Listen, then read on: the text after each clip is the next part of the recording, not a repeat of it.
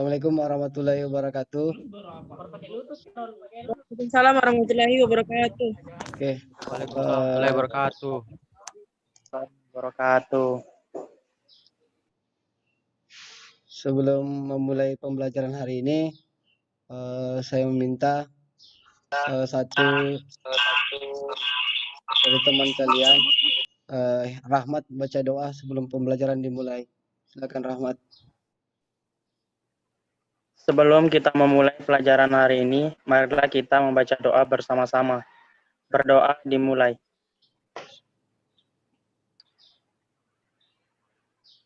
Doa selesai. Terlihat dengan jelas wajah saya? Jelas, Pak. Suara saya Jelas. bisa didengar dengan baik? Suara saya?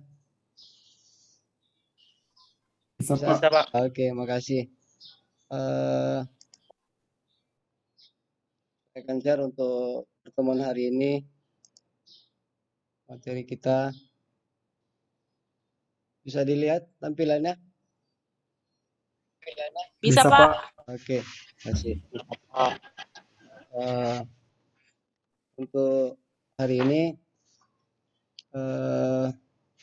kita akan belajar mengenai proses pembelajaran kita ya. Bisa. Assalamualaikum warahmatullahi wabarakatuh. Waalaikumsalam warahmatullahi wabarakatuh.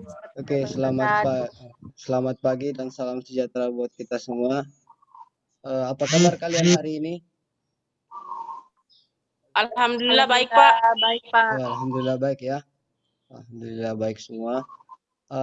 Untuk hari ini nanti kalau bisa masalah kehadiran tolong di-chat di via chat Zoom-nya, kehadirannya di-listkan namanya siapa-siapa yang ada hari ini dalam via virtual Zoom kita. Oke? Iya, Pak, baik. Oke, nanti di-chat di room ya. Iya. Adapun hari ini proses pembelajaran kita yaitu kompetensi dasar dan indikator harus pencapaian hari ini yang kita lakukan adalah kompetensi dasarnya adalah merancang teks editorial dengan memperhatikan struktur dan teks kebahasaan. Kemudian indikator pencapaian dalam kompetensi dasar hari ini adalah siswa harus mampu menyusun argumen dan pendapat secara aktual. Kemudian tujuan pembelajaran yang kita capai hari ini, siswa harus mampu menyusun pendapat terhadap isu aktual. Ya, seperti itu. Bisa dipahami? Bisa, Pak. Oke. Bisa, Pak. Sebelum masuk ke materi inti, saya akan berikan sedikit motivasi bahwa keyakinan adalah sebuah kunci menjadi faktor utama dalam sebuah keberhasilan. Oke, seperti itu. Teruslah percaya dan teruslah bekerja keras. Di dalam tujuan pembelajaran kita hari ini, bagaimana kita harus mampu menyusun argumen dan pendapat terhadap isu aktual, baik itu berupa kritik, saran, bahkan pendapat. Saya yakin anak-anakku atau siswa-siswi yang ada dalam virtual Zoom hari ini memiliki argumen pendapat masing-masing. Ya. Namun di dalam pertemuan hari ini kita membahas sebuah teks editorial yang mengutas peristiwa yang terjadi secara aktual. Seperti itu ya, sekiranya ya. Pada pertemuan yang lalunya, kita sudah menemukan dan membahas bagaimana struktur kebahasaan dan kaidah kebahasaan. Yang pertama, bagaimana kalian menemukan isu, menemukan permasalahan secara aktual dan menemukan sebuah argumen dalam peristiwa yang terjadi. Di mana itu tujuannya adalah bagaimana kalian memperluas wawasan baik secara budaya, membaca literasi yang banyak, kemudian Anda bisa menyusun sebuah argumen sebelum memberikan sebuah pendapat ataupun sebuah kritikan yang baik terhadap apa yang kita baca, apa yang kita simak, dan apa yang kita ketahui secara umum. pada pembelajaran sebelumnya kalian telah belajar ya. Saya ulang lagi, kalian telah belajar bagaimana menyusun isu, permasalahan, aktual dan argumen. Kemudian bagaimana ciri-ciri kebahasan dalam teks editorial. Seperti itu. Untuk hari ini kita akan belajar bagaimana cara menyusun argumen, pendapat terhadap isu aktual. Yaitu kalian harus bisa mampu menyampaikan pendapat berdasarkan data yang kita terima. Jangan sekedar kita memberikan sebuah argumen, pendapat kritik, tapi kita tidak punya data. Itu yang harus jelas. Semua orang bisa berkomunikasi, bisa berinteraksi secara aktual, secara akurat. Kan sekarang persebaran berita itu banyak sekali yang berita hoax. Yang kita pahami ya, berita hoax. Nah, kira-kira tahu enggak apa itu berita hoax? Tahu Pak, Ya, apa itu Saskia? berita bohong ataupun fakta. Kemudian berita hoax ini kira-kira apa tujuannya sih sebenarnya?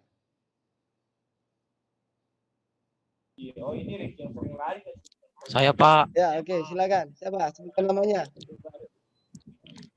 perkenalkan nama saya Khairul Ashar. Ya, silakan Sar. Tadi soalnya coba ulang Pak.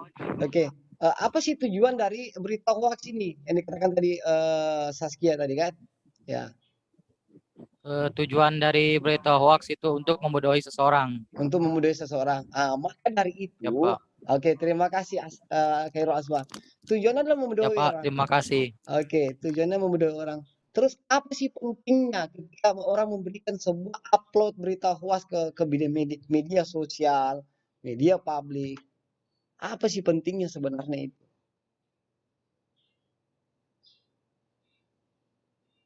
Kira-kira ada yang tahu? Untuk mendapatkan perhatian dari orang lain, Pak. Oke, untuk mendapatkan perhatian orang lain, inilah sepertinya masyarakat Indonesia ini merupakan sebuah mendapatkan mau dibilang hebat, namun kolot. Artinya, kita akan belajar hari ini bagaimana membuat sebuah argumen, pendapat harus jelas, harus ada data.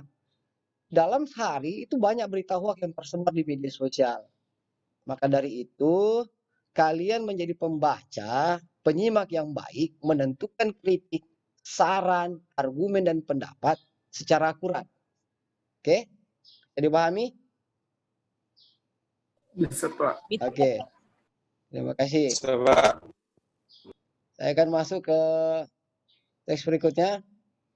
Ini masih bisa dilihat di slide. Bisa Pak. Oke. Bacalah teks berita berikut ini untuk belajar menyusun argumen dan pendapat berdasarkan isu aktual. Yang dinamakan isu aktual, berita yang terakurat, yang terpercaya, yang sudah dimuat di media sosial, bahkan di koran, bahkan majalah. Nah, di sini ada pabrik Toshiba dan pabrik Panasonic tutup 1.500 buruh terkena PHK. Oke. Paragraf 1 bisa dibaca, bisa dilihat. Bisa Pak. Oke. Bisa Pak. Paragraf 2. Paragraf 3. Ada 3 paragraf di sini. Kira-kira argumennya di mana? Paragraf kedua Pak. Paragraf kedua. Oh ya, silakan. Ya Pak. Silakan Saskia, dibacakan. Dari ketiga paragraf tersebut itu adalah paragraf kedua. Karena pada paragraf pertama itu dijelaskan datanya berapa karyawan yang terkena PHK, itu sekitar 2.500 karyawan. Di paragraf ketiga juga dicantumkan tanggal. Tentukan tanggalnya. Serta banyak pendapat yang bahwa paragraf pertama karena belum pasti data-datanya. Sekian Pak. Oke, terima kasih. Ada lagi yang lain? Unira, Asrul, Nia, Rahmat, Akbar, Henry. Masih Iwan?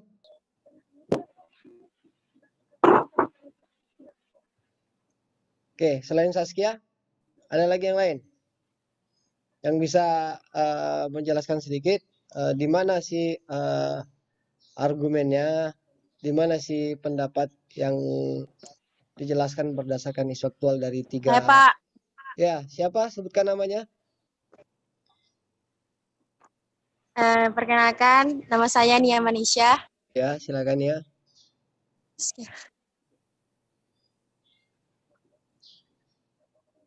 Paragraf pertama dan paragraf ketiga merupakan fakta, sedangkan yang kedua merupakan argumen. Oke, terima kasih. Terima kasih Nia Manisa. Kalau pertama dan ketiga adalah sebuah fakta. Paragraf kedua adalah argumen. Oke. Ada lagi yang lain selain Nia dan Saskia?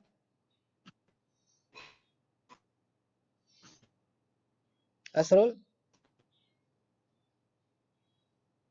Pak, Silakan. kalau menurut saya Pak, kalimat faktanya di paragraf 1 dan paragraf 2, kemudian penilaiannya atau pendapatnya terdapat di paragraf 2. Paragraf 2. Oke. Ya Pak. Makasih. Bagus sekali. Ada lagi? Ada lagi? Selain Asrul, Nia, Saskia? Saya, Pak. Oke, silakan. Saya dulu Pak, Rahmat Kenapa? Pak. Ya, siap. Rahmat, Henry, Pak, dulu, Pak. Henry, Pak. Ya, silakan Henry. Kenapa di paragraf kedua merupakan paragraf apa ini? Paragraf apa? Argumen. Argumen. Ya, argumen. Oke. Karena di paragraf kedua dinyatakan bahwa ada seorang yang mengungkapkan bahwa yaitu Said Iqbal bahwa Toshiba telah menutup pabrik televisi di kawasan industri Cikarang. Nah, pendapat Said tersebut merupakan argumen dari tersebut. Dari paragraf tersebut. Oke, terima kasih Hendrik. Bagus sekali. Oke, makasih. Ya, silakan Rahmat. Tadi mau menyampaikan pendapat juga. Iya Pak, tadi mau menyampaikan Pak, cuman sama seperti yang mau disampaikan Henry Pak, jadi tidak jadi. Oke, makasih. Ya, jadi dari keempat orang sahabat teman kalian mengatakan bahwa argumennya terletak pada paragraf kedua. Kemudian paragraf pertama dan paragraf ketiga merupakan sebuah fakta yang ditarik sebuah kesimpulan dalam sebuah teks berita. Oke, sekarang saya perhatikan. Berdasarkan teks tersebut tertentukan isu yang disajikan. Terus cari data mengenai isu yang terdapat dalam secara terkumpul. Kemudian hubungkan isu serta pendapatmu. Apa simpulan yang dapat kamu berikan? Ya seperti itu ya. Nah, perhatikan lagi. Perhatikan. Nah, seperti inilah. Jadi nantinya ada isi tanggapan atau argumen pendapat yang dalam teks itu muncul seperti ini. Ada penilaian. Argumennya adalah sekalian penurunan daya beli masyarakat telah diantisipasi. Kemudian kritiknya apa? Penurunan daya beli terhadap masyarakat belum mendapat perhatian pada pemerintah, itu adalah sebuah kritik. Kemudian prediksi. Yang namanya prediksi bisa saja sebuah argumen juga ini. Prediksi adalah besar jumlah karyawan yang di PHK yang berimbas pada perekonomian. Kemudian dalam teks tersebut mendapatkan sebuah argumen atau sebuah harapan yang ingin disampaikan, pemerintah mengambil sebuah tindakan untuk menyelamatkan ex karyawan atau karyawan yang dipecat. Kemudian penilaian isi tanggapan terakhir adalah saran. Sarannya apa? Atau rekomendasinya, karyawan yang tidak digunakan lagi mendapatkan apa? Pesangon. Tahu pesangon enggak? Apa itu pesangon? Uang, reward.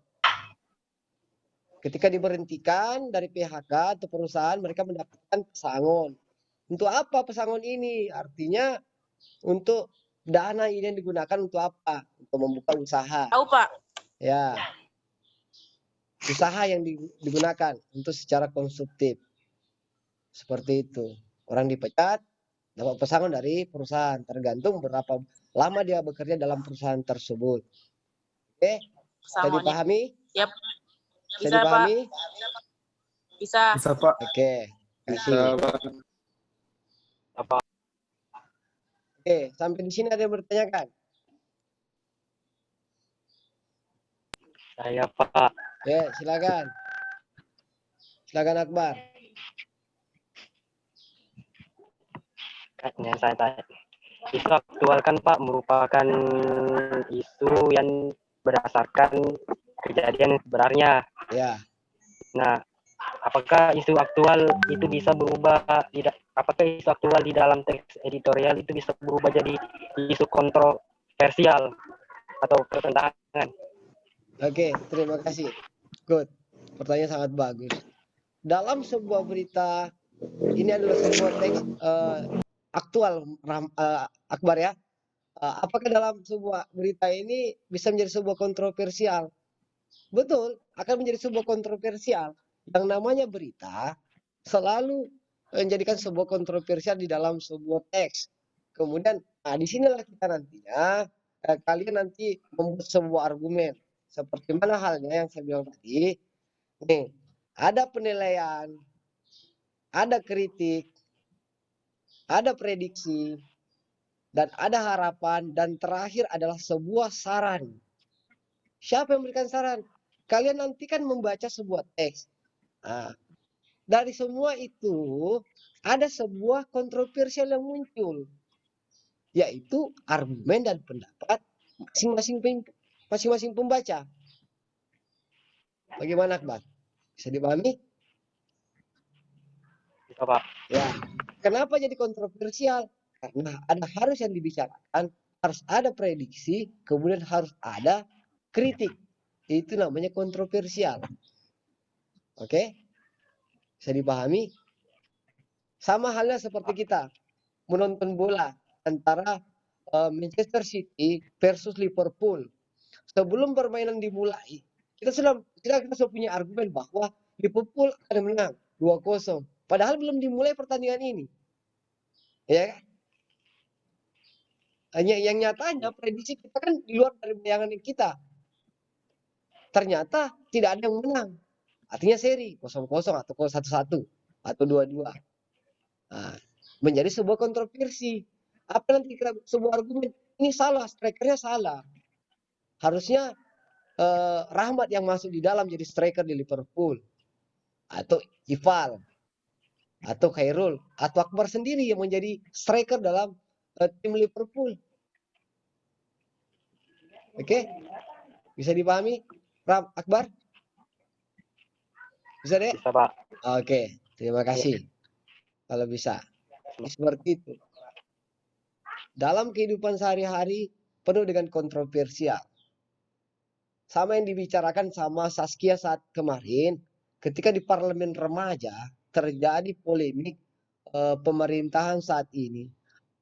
Isu apa yang harus diangkat dan program apa yang harus diteruskan oleh pemerintah itu melalui sebuah gagasan masing-masing siswa dari seluruh penjuru Indonesia, dari Sabang sampai Merauke, dikumpulkan jadi satu ide, sebuah pendapat, gagasan, dikumpulkan menjadi satu berdasarkan komisi-komisi daerah, diplot, diupload, dan dibukukan. Ini loh rujukan dari siswa-siswa SMA yang di seluruh Indonesia yang terpilih di dalam parlemen remaja. Seperti itu Saskia ya. Nah, seperti itu. Iya, Pak. Oke. Itu adalah sebuah kontroversial yang harus dibuatkan sebuah kritik argumen secara menyeluruh. Oke, Akbar? Oke, terima kasih. Ada pertanyaan lagi sebelum kita masuk ke inti untuk mengerjakan lembar LKPD kalian? Ya, nantinya seperti ini. Ini Akbar, Saskia, dan teman-teman yang lain. Ini nanti LKPD yang Anda harus kerjakan. Inilah teksnya. banyak tenaga kerja yang tidak berkompeten. Ya. Kira-kira kenapa bisa jadi tenaga kerja yang tidak berkompeten sementara siap untuk bekerja? Kenapa tidak bisa? Ya, ada yang bisa jawab ini? Ya.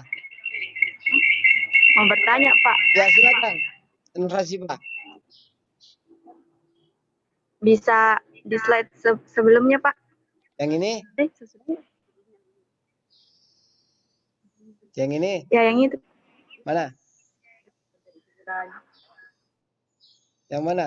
Slide yang mana? Yang ini? Pertanyaan saya, apakah yang sebelumnya, Pak, yang tadi? Oke, ya, silakan. Silakan, Hasifah. Halo. Pertanyaan saya, apakah setiap argumen itu memiliki struktur penilaian, kritik, prediksi, harapan, saran, atau rekomendasi? Oke, terima kasih. Oke ya, saya jawab ya. Ada yang membantu jawab? Ya, Pak. Ada yang bisa jawab? Pertanyaan Hasifah. Saya, Pak. Oh iya, silakan Rahmat. Menurut saya, Pak, setiap argumen yang dimiliki seorang pasti berbeda-beda. Ya. Jadi setiap argumen itu harus ada penilaian. Penilaian ini bagaimana setiap orang dapat memberikan penilaian terhadap argumen orang lain, memberikan kritik, prediksi terhadap argumen, harapan terhadap argumen yang diberikan orang lain, dan juga memberikan saran terhadap argumen-argumen yang disampaikan orang tersebut. Oke. Jadi menurut saya setiap argumen harus memiliki isi tanggapan 5 ini tadi, Pak. Oke, terima kasih. Gimana, Hasifah? Hanya sudah tersampaikan dengan Rahmat ini. Ya, Pak. Oke. Argumen itu tidak lepas dari semua ketiga isi tanggapan ini, dari penilaian, kritik, prediksi, harapan, dan saran. Oke? Bisa dipahami, Dek? Ya, Pak. Oke, makasih. Ya, nantinya ini seperti ini. Muncul sebuah pertanyaan, kenapa tenaga kerja tidak berkompeten? Artinya dia sudah siap untuk bekerja. Nah, saya kasih contoh sedikit. Semua siswa yang ada dalam virtual Zoom saat ini punya kemampuan tidak? Punya, Pak. Punya, Pak. Punya kan? Punya. Ya, saya yakin anak-anak yang ada dalam virtual Zoom hari ini semua punya mindset, punya pengetahuan yang ada dalam dirinya. Namun ada satu kemampuan yang tidak berkompeten, artinya tidak ahli. Saya yakin Anda punya kemampuan, tapi ada satu bidang yang tidak bisa kita lakukan tanpa sebuah keahlian yang terlatih. Nah, saya yakin semua di sini punya argumen. Namun nanti mengeluarkan sebuah argumen tidak akurat. Seperti itu. Oke? Bisa dipahami? Bisa, Pak. Oke, kasih. Bisa dipahami. Nah, nantinya seperti ini. Ini banyak tenaga kerja yang tidak berkompeten, terdiri dari beberapa paragraf. Nanti akan saya berikan LKPD-nya. Oke. Terima kasih. Sampai di situ dulu PowerPoint-nya. Oke. Selanjutnya, pada pertemuan hari ini, saya harapkan semua siswa ataupun siswi dalam virtual hari ini bekerja berkelompok berdasarkan kelompoknya masing-masing. Kelompoknya Saskia, kelompoknya Munira, kelompok Nur Aisyah. Seperti kelompok pada pertemuan yang sebelumnya. Siapa? Ya, nanti saya berikan LKPD-nya. Bisa dilihat di layar. Sudah tadi terkirim di grup, Pak. Ya, saya sudah kirimkan di grup juga. Seperti inilah LKPD-nya yang kalian harus kerjakan. Pertanyaan tadi Sipa, apakah argumen itu memiliki 5 isi tanggapan? Dan terjawabkan oleh Saudara Rahmat. Ya, harus dimiliki dari 5 isi tanggapan tersebut. Oke, bisa dipahami, Dek? Bisa, Nah, Pak. seperti ini. Oke. Sampai di sini ada yang kurang jelas sampai pengerjaan LKPD-nya? Ada yang menanyakan? Ada yang menanyakan? Tidak ada? Tidak Pak, ada? dikumpulnya kapan? Dikumpulnya kalau bisa batasnya sampai pukul 12 malam lah. Kalau jaringan bagus, soalnya saya kirim ke Google Classroom kalian, berarti masing-masing orang punya akun masing-masing ya, kan? Nanti berkelompoknya dan mengerjakannya berdasarkan kelompok. Kemudian masing-masing orang juga mengirimkan filenya ke akun masing-masing. Rubrik penilaiannya nanti akan ditentukan berdasarkan bagaimana Anda mengeluarkan sebuah argumen, bagaimana Anda mengeluarkan sebuah tanggapan, baik dari isi, penilaian, kritik, saran, dan rekomendasi berdasarkan teks yang diberikan dalam lembar kerja LKPD kalian. Seperti itu ya. Oke, bisa dipahami? Bisa, Pak. Oke. Oke, kasih. Sebelum menutup pembelajaran kita hari ini, saya minta lagi kembali siswa tolong di chat nanti obrolan di sini, obrolannya yang hadir di obrolan ini ya, di chat ya, diisi daftar hadirnya di kolom chat di sini. Bisa juga secara WA, tapi kalau bisa di kolom Zoom saat yang berlangsung.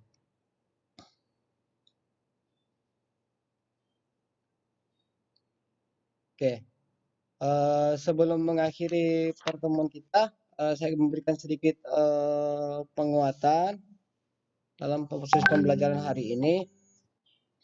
Kurang pandai mungkin bisa diperbaiki, tetapi kejujuran tidak akan pernah mudah ditanamkan dalam diri kita masing-masing. Maka dari itu, Anda harus punya argumen, punya pendapat untuk menjadi sebuah orang yang pintar. Saya ulang kembali, kurang pandai mungkin bisa diperbaiki. Namun, kejujuran tidak mudah untuk ditanamkan dalam diri kita masing-masing. Agar masa depan kalian lebih baik, maka berusahalah mulai saat ini. Kapan lagi? Jangan bermalas-malasan walaupun kita sekarang ini di masa pandemi COVID-19. Ya. Bisa dipahami? Bisa, Pak. Siap. Ya. Kita terus berusaha, terus bekerja keras untuk mendapatkan hasil yang lebih baik. Saya selalu mengatakan anak-anakku yang ada dalam virtual ini adalah power of man, woman of right. Orang-orang yang hebat untuk mengubah bangsa ini ke generasi yang akan datang. Nah, untuk mengakhiri pertemuan kita hari ini, marilah kita berdoa berdasarkan keyakinan kita masing-masing. Silakan Rahmat pimpin doa. Baiklah teman-teman, sebelum kita mengakhiri proses pembelajaran hari ini, marilah kita membaca doa bersama-sama. Berdoa dimulai. Berdoa selesai. Oke. Tetap jaga kesehatan, ikuti protokol kesehatan saat ini. Tetap semangat menjalani hidup. Oke. Pak. Ya. Sehat semua kan? Sehat, Pak. Sehat, Pak. Kalau sehat, Sehat. hati, ya sehat. Kalau hati sehat, pikiran pun sehat. Kalau hati tidak sehat, pikiran pun juga tidak sehat. Ya, Pak. Ya. Itu tergantung hati sih masalah kesehatan, bukan masalah fisik. Ya, Srul. Hendrik. Sehat hatimu. Oke, saya tutup ya. Oke. Pak. Terima kasih telah hadir pada pertemuan ini. Untuk mengakhiri kegiatan kita hari ini, saya ucapkan Assalamualaikum warahmatullahi wabarakatuh. Waalaikumsalam warahmatullahi wabarakatuh. Tetap jaga kesehatan semua ya. Ya Pak. Oke, selamat beraktivitas.